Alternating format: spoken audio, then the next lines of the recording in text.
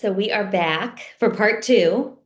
Um, I just so enjoyed talking to you, and it feels weird calling you Lisa, but you're so humble that you ask people to do that. But um, again, I think a lot of men would want to be Admiral. I mean, they would want to go to Starbucks and have Admiral written on their cup, right?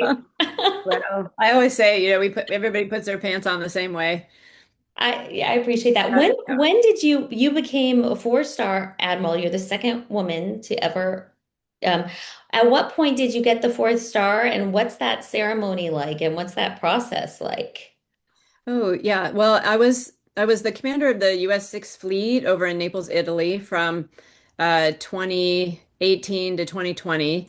And then I came back. I was the director of strategy plans and policy on the joint staff for the J5 for a couple years. And then I came over to the Navy side to be the vice chief of naval operations in 2022. And that's when I was promoted to four-star. It was an amazing ceremony. We did it in the Hall of Heroes, which is a very special room in the Pentagon where there is a list of all the Medal of Honor recipients that goes all the way around the room. And it's just a really special place in the Pentagon. So I was able to do my ceremony there. And I relieved a great admiral, Admiral Bill Lesher, who taught me more amazing things about being the vice chief, but about leadership and about using data and analysis to drive decision making and really focus on getting after the root cause of things. So that's when I became a four-star. And I was very fortunate because my sister and my brother and my daughter and my husband, my aunt and uncle, and all of my really good friends were there, including some of the people that I mentioned. So Deb Lower was there. John Peterson, Captain John Peterson, long since retired, he came. So it was very special to have a lot of those people that, helped mold the Franchetti clay there when I achieved, that kind of very pinnacle achievement of the Navy, being a It's four-star amazing. It's amazing. When was that you got the fourth? in 2022. Yeah, Okay. Okay. September of 2022. And you obviously Deb is such a huge part of your life led you to where partly helped you get to where you are. And she had a list of was she the person that had that list of Yeah, the list. Yep, right here. yes, hmm I love that. And what kind of things were on And that? in fact, I can even here's my name, Lieutenant, but this is one is from 1993. So there's my name, Lieutenant L. Franchetti, 85, en route to SWAS, going to be a department head in Oh, 311, wants to go crew des. There's my name right there.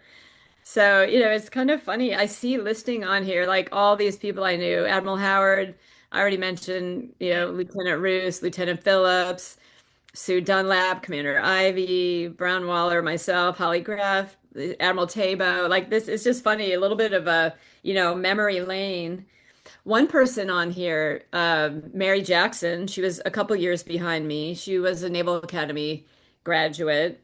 And yep, right here, screening for department head, going to department head school in November of 94.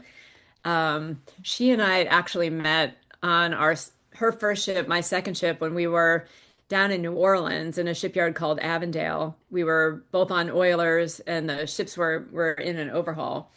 And this is way back in the early 90s. And we, started to know each other then. mm, And it's just fascinating how things work throughout your career. But we ended up in department head school at the same time.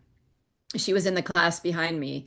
And we were really at the precipice of change because there were so many rumors that the combat exclusion law was going to be partially repealed that would let us serve on combatants and fly combatant aircraft for our aviation sisters. And we were, basically waiting with bated breath to see if this law would change while we were in department head school. Because if it did, we would both be able to go to combatants. And it did. And yeah. so there were three of us, myself, Mary, and then another woman, Cindy Tabo, who were all that leading edge of going to combatants as department heads. And Ann Phillips and Michelle Howard they were a little bit more senior to us, but they were able to go as well as Carol Pottinger. So anyway, but Mary and I, we ended up staying, pretty close. We helped each other and supported each other throughout our department head tours, and really all throughout our careers. And we are still best friends today. Oh, And I just wanted to highlight that because I think, a lot of times, women ahead of us, and sometimes women are perceived to be competitive with each other and hmm. actually harder on each other than they are on even some of the men that they get to work with. But we were an incredibly supportive team of, sharing with each other lessons that we had learned, ideas that we had. We all went through lots of different things in our lives, kids, cancer, we were able, moves, everything that we were able to, elderly parents, parents passing away, you know, not only on the professional side were we able to support each other, but on the personal side, we were able to support each other as well. And Mm. when I made Three Star, I always think Mary is the much more thoughtful one. She made Three Star ahead of me. She went the installations route. So she became the head of Navy Installations Command, responsible for all the installations, 65 installations, I think, all around the world, and all the infrastructure in the Navy. And when I made Three Star, she had a little gathering for me, and she gave me this little box, and it's Oh, like it has the Navy logo on it, and it's a box that you put notes in that are uplifting. So someone will send you a card and they let you know what a positive impact you had on them, or it's a oh, positive note. And you have this box. And now, of course, you can put it in an email box, but it's pretty neat. So you can actually pull out, a card, that someone wrote to you, and it has like a positive note about you or something that you did. And love it was that. just such a neat thing, to have a peer mentor along the way. And so we always think about mentors that, we are above you and are Mhm. inspiring you. But I think you can be as equally inspired by people that are your peers, men and women. And you can be inspired by those coming up behind you and seeing the Mhm. amazing things that they're being able to achieve thanks to some of the doors you opened. When you became the head of the Navy, she must have been absolutely beside herself.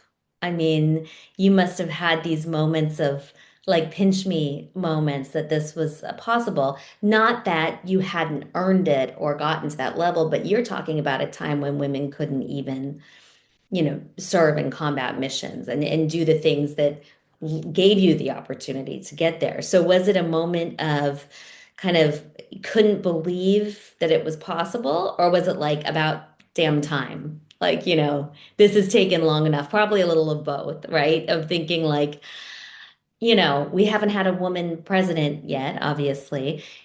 We just started having a female chief of staff in this administration.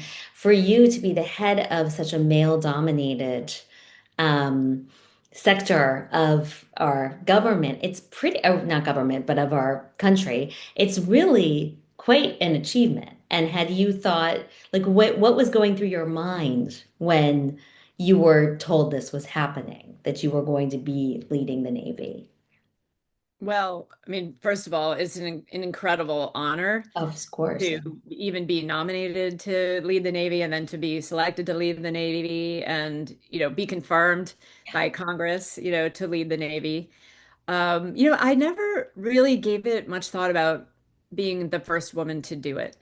I was really focused, for my whole career, and maybe way back in the Wayback Machine, in when I was a department head and whether or not I was going to get to go to combatant, I was very much like women should be on combatants. Why ignore 50% of the population? We need every brain to beat our adversaries. But as I got older, I never really thought much about being the being the first woman. I think it's because I never really was the first woman. So, I was the second strike group commander. I was the second fleet commander. I was the second vice chief of naval operations. I never really had the burden, or really thought about being the first because someone else had already done that. And I remember one of those women was my boss when I was at strike group command. And she said the greatest thing ever when I took over the strike group was that media didn't even show up because it was not news anymore that there was a woman strike group commander. And when she took command, it was all the rage, and everyone just focused on her being a woman, not being the warfighting professional that she was. And, I think for a lot of women, we just want to be recognized as a warfighting professional first, and we just happen to be a woman. And, I think that's how our peers look at us. And I think it's inspirational to others to know that you can achieve these ranks and you can do really anything that you set your mind to. Mhm. You got to go for that. And Mhm. so I'm just happy that I broke that barrier. So now no one else ought to be the first. Yeah, I mean, that's true. There will never be another first, but there are many other firsts yet to come. And so I think seeing you in that position has probably inspired an untold number of young women. And you must get, do you get letters, people reaching out to you who are in the service wanting your advice? Women, men too, but do you feel like people are engaging with you a lot since you've left? Yes. I mean, I still have I am a people person, as you Yeah. obviously can tell. And I do have a lot of people, men and women, that I continue to mentor. And I love going out and meeting new sailors and chatting with them and hearing about, their careers and what their aspirations are. I find that very energizing. I love doing that, throughout the time Mhm. of active duty. And I still really enjoy opportunities to hear from sailors and what they're doing today. And, we really are kind of getting to the end of the first, eventually, not too long from now, I think we'll have our first woman CEO of a submarine. That will be Mm. really neat. Maybe someday we'll have a woman SEAL. I'm only talking about the Navy things. Mhm. But, we're really kind of getting to the end of it. Women are pretty much part of the DNA of the Navy, that's for sure. Mhm. And I'm just happy to see that, and that I've been a witness really to that history, all the changes in law, policy, and culture over the years that have really enabled us to take advantage of, as I mentioned, all the brains that are Mhm. out there to be able to Mhm. beat our adversaries. Do you think we will have a woman Navy SEAL at some point? Maybe not in this administration, but the next, or Well, it's not like a political thing, really. It's all about meeting the standards. And the standards are the standards for a reason. And, whoever, men or women, that become the Navy SEALs, I don't even know what their pass rate is these days, but it's not very high. yeah, And so, it's got to be the right person who can meet the standards. And, we have standards, for a reason. And it's yeah, really important, that the person knows that they met the standards. And it's the same way, for me, I know I was able to have all the same experiences as my male counterparts, more in some cases, and, Mhm. had lots of opportunities to command. And so, you want the person to know that they earned their position. And so I'm Mhm. pretty excited about that. I think it'll happen someday, but I you've hope got to be so. a pretty tough person Yeah, to make it through all of that. So I I'm sure can't. there's somebody out there, lots of athletes out there. Yeah, well, you're very hopeful about the future, and it's wonderful to talk to you because you're giving me hope. And if you ever, you know, I think it would be natural because you're such a people person for you to run for office someday. Is that something that you, I mean, I know you're not political, but is it something that you would ever consider? Oh, I'm just focused on, making the world a better place everywhere I can. And, right now I'm just trying to do that by, giving back and continuing to serve in different ways. I was a fellow out at University of Chicago. I got to, talk with lots of different students from across the university. I'm going to be doing something at Northwestern in the Oh, spring. And great. again, I think giving back and encouraging the next generation to really believe in the power of their dreams and having a daughter who's 19, I think, there's a lot of young people now that are concerned about their future, but I think they have an incredibly bright future. And inspiring them to be able to see that and kind of shine the light down their own path, recognize that, life's not like I-95. It doesn't go from Maine to Florida, straight line, kind of, what's at every exit. It's more like the Potomac River.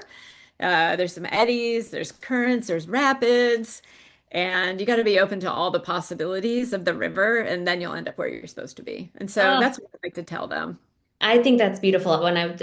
Before I let you go, I was talking to my 13-year-old daughter today, and I said I was going to interview the head of the former head of the U.S. Navy. And she goes, "Oh, well, what's his name?" And I was like, "No, no, no. So I think that there are still, I think that you being there is so hopeful to young girls everywhere. Um, and so you have made a huge impression, and I'm really grateful for your time and hearing your stories. And I hope that they help other people too. Thank Thank you. you. Yeah, it's been a pleasure to talk with you today. Thank you, Admiral. I have to say, Admiral Oh, Frank. thank you. Thank you.